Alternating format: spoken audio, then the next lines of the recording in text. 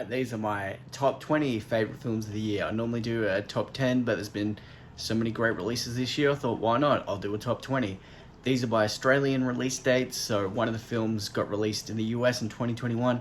However, we didn't get it till 2022. Same with films like Babylon and The Whale, they won't be released until 2023 in Australia. So without further ado, at number 20, we have Emancipation. This is a very full frontal, no holds barred film regarding a real historical person during the American Civil War and the slavery trade. Say what you want about Will Smith's personal life, but he was absolutely fantastic in this film, as he was in King Richard. This film does a fantastic job of utilizing color or lack thereof. It isn't in black and white, though it looks like it in a lot of shots. It just uses color very sparingly, but it does so really well. We have The Unbearable Weight of Massive Talent. One thing you can't say about Nicolas Cage is that he isn't self-aware. He's well aware that he's almost a meme at this point with just how hilarious and over the top and zany he can be. But I think with the sheer amount of films in quantity that Nicolas Cage does, a lot of people write him off. I think he's a brilliant actor. Even the last few years, he's been in some fantastic films. I thought Mandy was absolutely fantastic. Willy's Wonderland was great. Color Out of Space was good. His performance was good. I didn't like the film at all, but his performance was good in the film Pig. So he's the only actor that could really pull off this type of film where they play themselves and there's all this crazy stuff about him. This is just a really crazy concept. But of course, it's Nicolas Cage. He pulled it off. 18, we have The Black Phone. This is an adaptation of a Joe Hill book. I really enjoyed this film. The actress that plays the little girl was by far the standout of this film. Ethan Hawke was really good as well. It made me want to check out the book, which I have not read, but did a great job of getting me really intrigued to find out more about this story and what is going on with the villain in this film. There's some really good comedic moments that didn't take away from the tension, and the tension's there when it needs to be. Really cool 17, film. We have Orphan First Kill. Talk about subverting your expectations. This released over 10 years since the original, so I had very low expectations for this. I went in the theater thinking it was going to be some straight to DVD garbage, but man, was I pleasantly surprised. It definitely pays on the expectations that everyone thought this was going to be a sequel that no one asked for. They wouldn't do anything interesting with it. Man, was I wrong. If you like the first Orphan, definitely check out Orphan First Kill. 16, we have Mrs. Harris Goes to Paris. What you think is going to be a simple fish out of water story is a really interesting in-depth film about certain philosophies, how people are more than just their occupation, how their identity isn't tied to that. Especially in Australia, you meet people where their occupation is their whole identity. You'll even get introduced to someone as, hey, this is so-and-so. He's this. Oh, this is so-and-so, their occupation. And it shows this woman trying to fight against that as she's trying to improve her life after her husband has passed away, and she goes to Paris because she really wants to get this dress from Christian Dior. Yeah, this is a really sweet and surprisingly deep film. We have Bodies, Bodies, Bodies.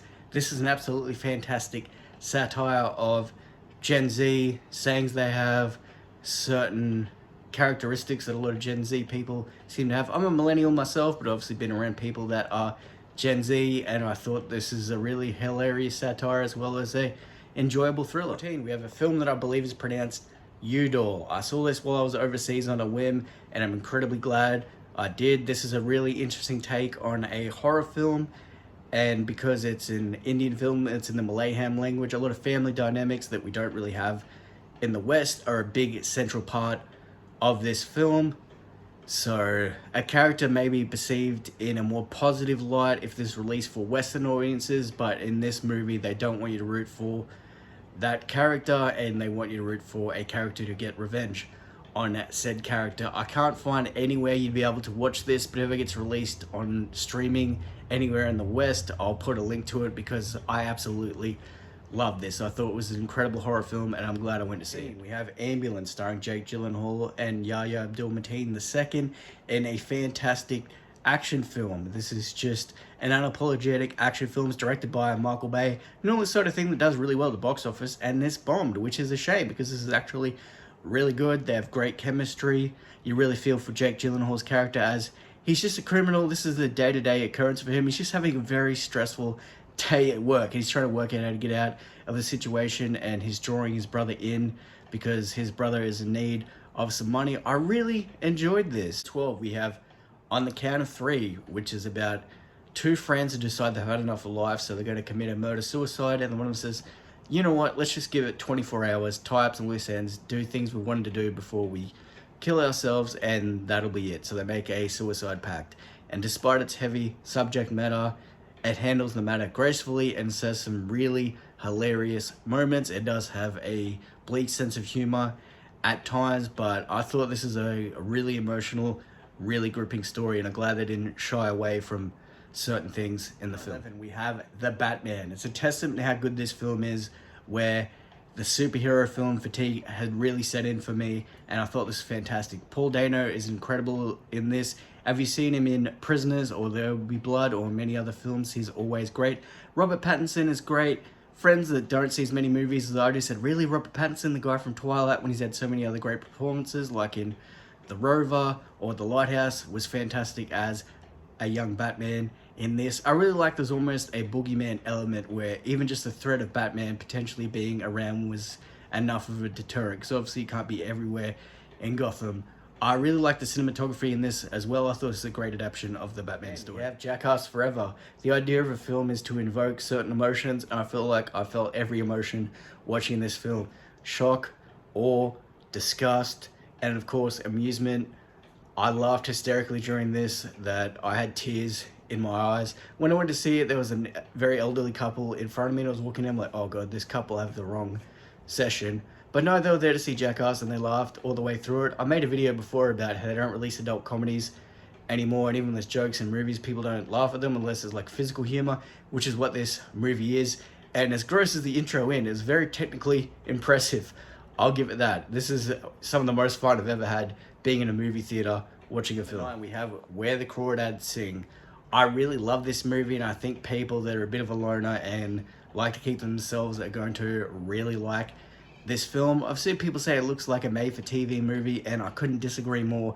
Watching this in the cinema, all the shots of the marsh were incredible. I thought the character of Kaya was really sweet, and I was gripped for the story through start to finish, and I absolutely love this film. Barbarian. I'm going to say the line that everyone says about Barbarian. If you're going to watch it, don't look up anything about it, even the cast. If you're one of those people who needs to know everything that's going to happen in a movie, you want to ask the person next to you what's going to happen, this isn't the movie for you at all. However, if you're happy to go in blind and watch a fantastic horror film, I highly recommend this.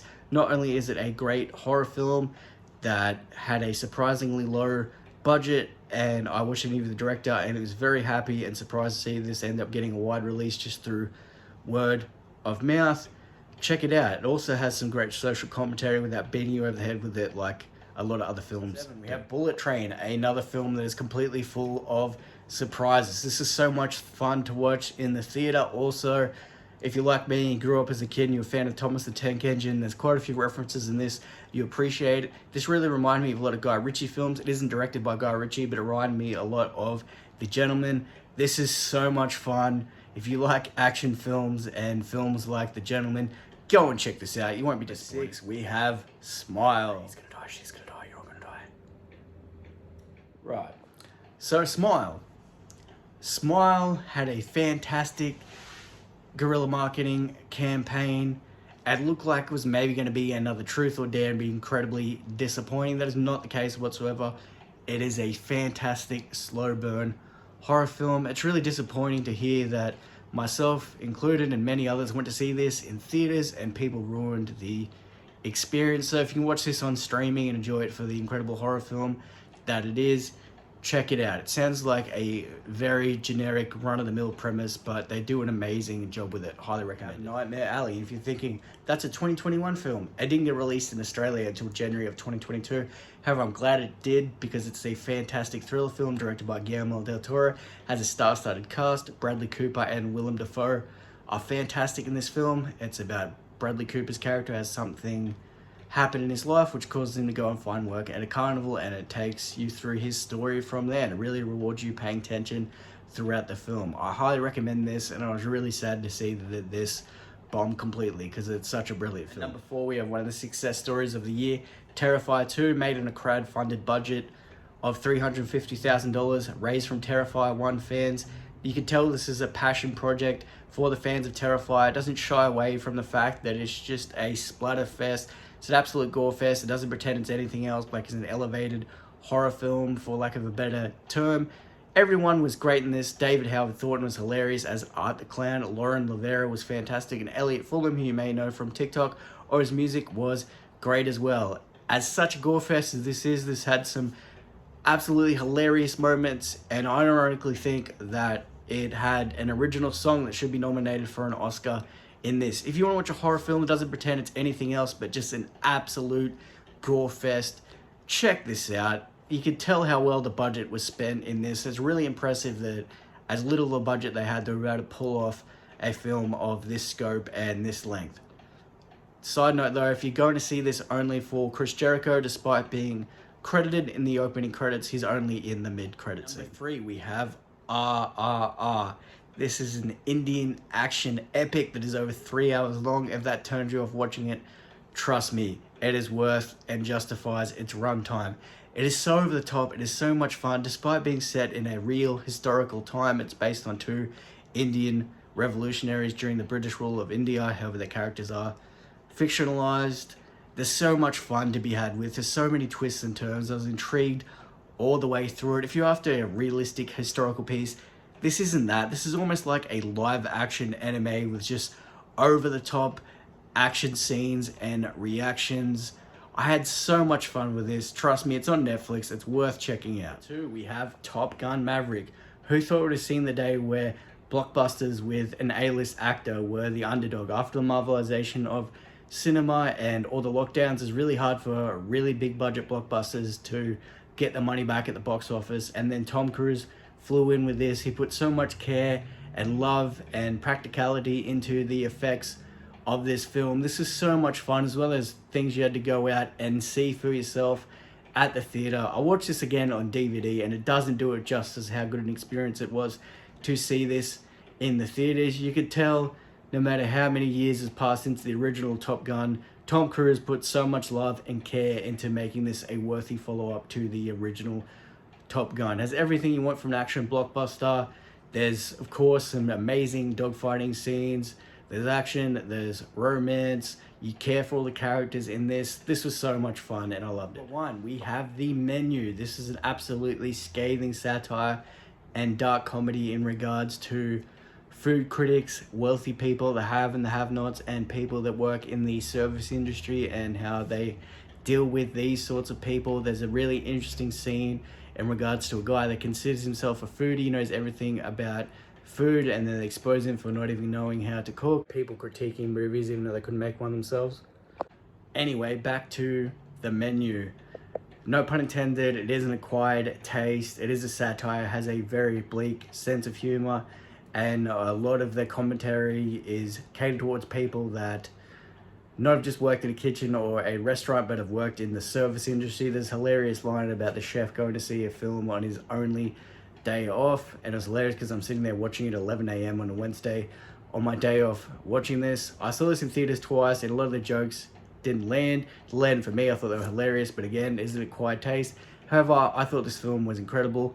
Ralph Fiennes is brilliant, as is Anya Taylor-Joy, and really all the cast. John Leguizamo is great in the role he has.